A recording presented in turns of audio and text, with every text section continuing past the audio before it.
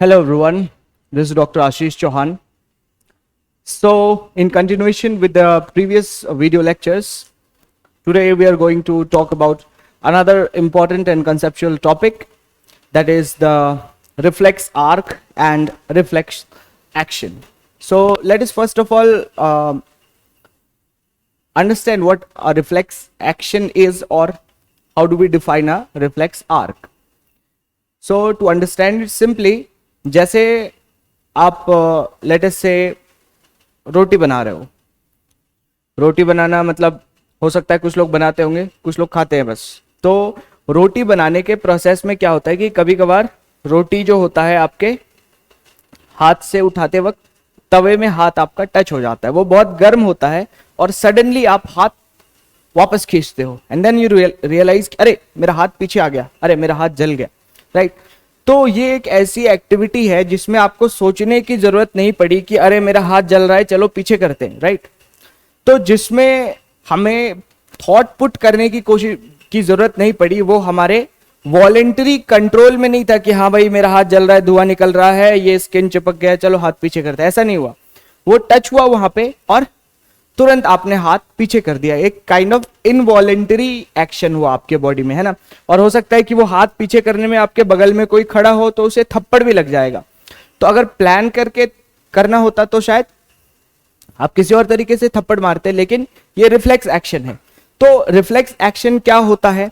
तो एक involuntary movement होता है हमारे बॉडी पार्ट का in response to any peripheral stimuli, जो मैंने हिंदी में बताया. तो ये डेफिनेशन होती है एक रिफ्लेक्स एक्शन की. अब देखते हैं, ये वाला एक डायग्राम है, बहुत ही इंपॉर्टेंट डायग्राम है और घुमा फिरा के इसमें से बहुत बार क्वेश्चंस पूछे गए हैं. और ये एक एक्सपेरिमेंट है बेसिकली, और इस एक्सपेरिमेंट को आप कर भी सकते हैं, ठीक है. इस जो रिफ्लेक्स होता है, इस रिफ्लेक्स का नाम होता है नी जर्क रिफ्लेक्स. आप अपने क्लास 12th 11th के प्रैक्टिकल्स में भी करते हो और मेडिकल कॉलेज में जाते हो तो भी करते हो, और जब आप आगे जाते हो तब इस चीज की सिग्निफिकेंस भी पता चलती है कि क्यों ये रिफ्लेक्सेस टेस्ट करने जरूरी होते हैं और इनका हम क्या क्लिनिकल इन्फ्लुएंस निकाल सकते हैं. तो अभी बेसिक समझते हैं ये क्या है और क्यों होता है. तो हम जनरली एक इंसान को किसी टेबल पे बैठा देते हैं ताकि उसका ये पोर्शन जो है ये हैंग कर रहा हो. मान लो यहां से वो एक ये टेबल है, यहाँ पे ये इंसान बैठा हुआ है और उसके पैर को हम नॉर्मली हैंग करा रहे होते हैं, और एक नी हैमर, ये जो है हथौड़ा होता है, इसे नी हैमर कहते हैं, इससे हम उसे हिट करते हैं. तो जब हम यहाँ पे हिट करते हैं तो हम ऑब्जर्व करते हैं कि ये उस इंसान का पैर इनवॉलेंटरीली आगे मूव करता है.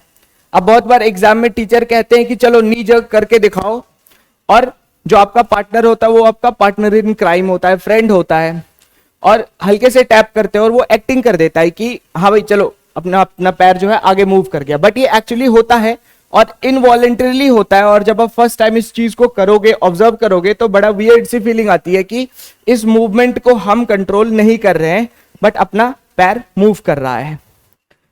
तो ये एक ओवरऑल अपनी अंडरस्टैंडिंग है कि ये एक जो नी जर्क रिफ्लेक्स है वो क्या होता है.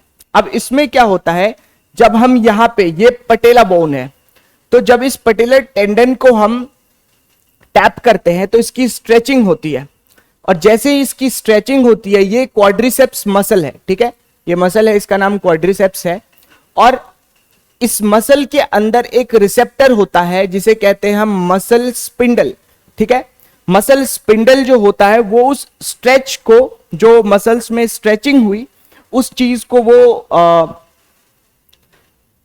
आप ऐसा कह सकते हो कि सेंस करता है, और वो तुरंत एक सिग्नल भेजता है.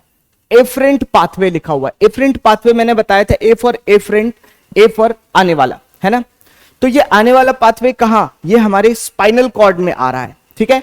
और ये पाथवे यहां से चल के जाता है और ये डॉर्सल रूट गैंग्लियन से, पीछे डॉर्सम के साइड से जो रूट निकला है उसके गैंग्लियन से होता हुआ ये स्पाइनल कॉर्ड में पहुंचता है, स्पाइनल कॉर्ड के ग्रे मैटर में पहुंचता है, और वहां से एक मोटर न्यूरॉन, ठीक है, मोटर न्यूरॉन रिलीज होता है, जो कि जो इफेक्टर, जो इफरेंट पाथवे है, इफरेंट मैंने बताया था एग्जिट होने वाला पाथवे, वहां पे ये न्यूरॉन इससे रिलेटेड स्ट्रेच को लेके इंफॉर्मेशन देता है और ये ऊपर नीचे कहीं नहीं जाता, बस यहीं पे वो सारा प्रोसेसिंग हो गया।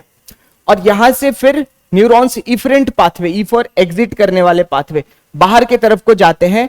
और जो मसल्स हैं पैर के ऊपर और नीचे वाले मसल्स, ठीक है, इन दोनों पे ही सिग्नल भेजता है। ये क्या सिग्नल भेजता है कि क्योंकि पैर आगे मूव हो रहा है, अगर आप देखोगे तो ये मसल जो है ये इसको स्ट्रेच करवाता है, इसको कॉन्ट्रैक्ट करवाता है, और नीचे वाला जो मसल्स है उसको रिलैक्स करवाता है ताकि पैर आगे मूव हो जाए। So this is your overall knee jerk reflex और स्ट्रेच रिफ्लेक्स।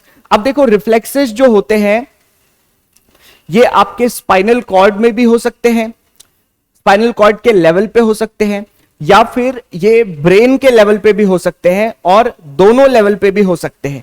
तो इन जनरल जो स्पाइनल कॉर्ड के रिफ्लेक्सेस होते हैं उनको हम मोनोसाइनेप्टिक रिफ्लेक्स कहते हैं। मतलब कि वहां पे ये जो इंटरन्यूरॉन है ये एब्सेंट होगा। अगर इंटरन्यूरॉन एब्सेंट होगा तो हम कहेंगे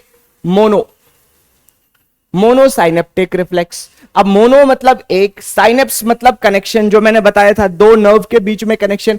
अब आप देखोगे अगर ये इंटरन्यूरॉन यहां पे एब्सेंट है तो ये जो कनेक्शन है दिस इज मोनोसाइनेप्टिक। बट अगर इंटरन्यूरॉन प्रेजेंट होगा तो पॉलीसाइनेप्टिक। तो जो सेरिब्रल रिफ्लेक्सेस होते हैं, जो ब्रेन को इन्वॉल्व करने वाले रिफ्लेक्सेस होते हैं, वो ज्यादातर पॉलीसाइनेप्टिक रिफ्लेक्स होते हैं। ठीक है, तो यहां तक की बात अपनी क्लियर हो गई। अब हम कुछ और चीज देखते हैं। जो मैंने पढ़ाया है अभी तक उसको एक बार रिकैप्चुलेट कर लेते हैं। मैंने बोला ये सारे मूवमेंट जो होते हैं इनवॉलेंटरी मूवमेंट होते हैं, और किसके अगेंस्ट होते हैं? पेरिफेरल स्टिमुलाई के अगेंस्ट होते हैं। मैंने बताया इसमें स्पाइनल कॉर्ड का भी इन्वॉल्वमेंट हो सकता है, ब्रेन का भी इन्वॉल्वमेंट हो सकता है, या फिर दोनों का इन्वॉल्वमेंट भी हो सकता है। ठीक है, अब चीज मैंने बताया कि जो मसल स्पिंडल था ये एक सेंसरी ऑर्गन था। एफरेंट फाइबर्स लेके स्पाइनल कॉर्ड में आए। जब इंटरन्यूरॉन प्रेजेंट था तो हमने कहा कि ये पॉलीसाइनेप्टिक रिफ्लेक्स है, और जब इंटरन्यूरॉन एब्सेंट था तो हमने कहा ये एक मोनोसाइनेप्टिक रिफ्लेक्स है। ठीक है, और इससे फिर इफेक्टर जो था वो दो मसल्स के पास गया, जिसमें से एक को उसने कॉन्ट्रैक्ट करवाया, एक को उसने रिलैक्स करवाया, और हमारे पैर में मूवमेंट हुआ जो हमने ऑब्जर्व किया। So this is about your stretch reflexes.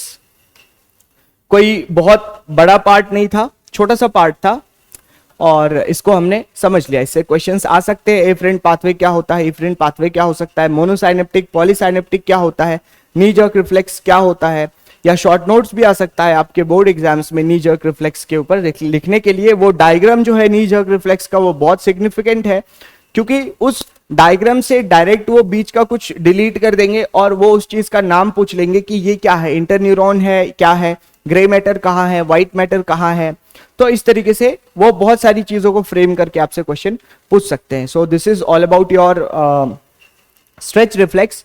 और अगले सेशन में हम एक बहुत important part of human body that is I उसको पढ़ेंगे, और उसके सारे पार्ट्स को पढ़ेंगे, मैकेनिज्म ऑफ विजन को पढ़ेंगे, और उससे रिलेटेड थोड़े बहुत एक दो डिजीजेस जो हमें पता होने चाहिए वो डिस्कस करेंगे। बाकी हम जब फिजिक्स में पढ़ते हैं, ऑप्टिक्स पढ़ते हैं, तो उसमें हम बहुत सारे मायोपिया, हाइपरमेट्रोपिया, स्टिग्मैटिज्म, इन सब डिजीजेस के बारे में डिस्कस भी करते हैं। ठीक है, तो इस क्लास में बस इतना ही। Thank you.